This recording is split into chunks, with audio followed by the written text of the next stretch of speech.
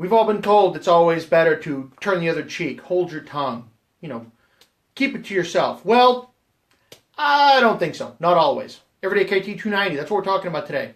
Sometimes in life, as we all know, it's really good to keep your mouth shut. That way you don't stick your foot in it.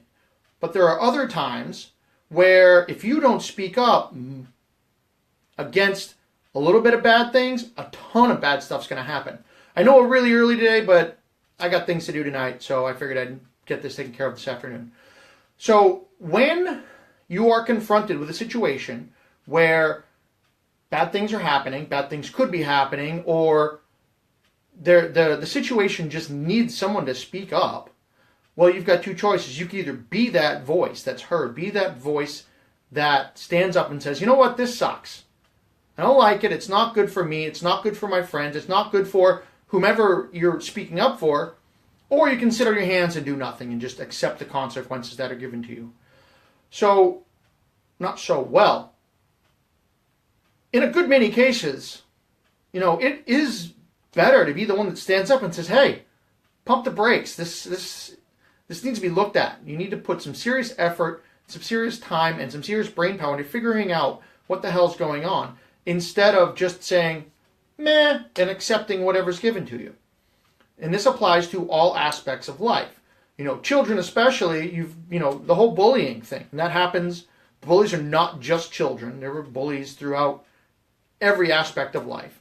But those are just the most common people that need to be spoken up against. Sometimes it's business decisions, corporations. Sometimes it's interpersonal relationships. Sometimes you just got to say, screw it. Put your foot down and say, listen, I'm enough of this crap. I'm done. This is not how it's going to happen. I'm not going to accept the way that things are being done, and I'm going to stand up and say something about it.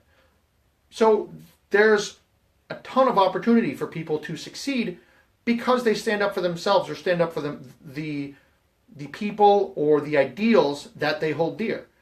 And if you can do that, it takes a shitload of strength, a shitload of courage, and a holy crap, balls like you've no idea, especially the first few times you do it. It is hard. But guess what?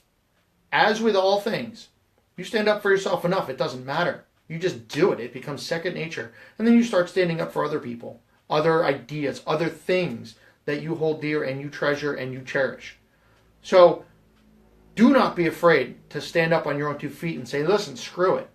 Because, there's that song, the old Kenny Rogers song, Coward of the County. What happened?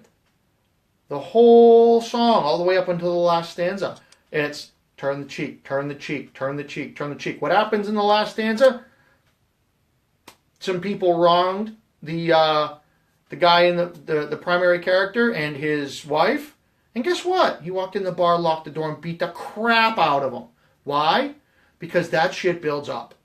And it builds up and it explodes if you don't deal with it. So if something's happening, it's bad, and it's a bad deal, you have to stand up, or else you're just going to get walked on again and again and again. And eventually, they're going to put a welcome sign on your forehead because you're the doormat.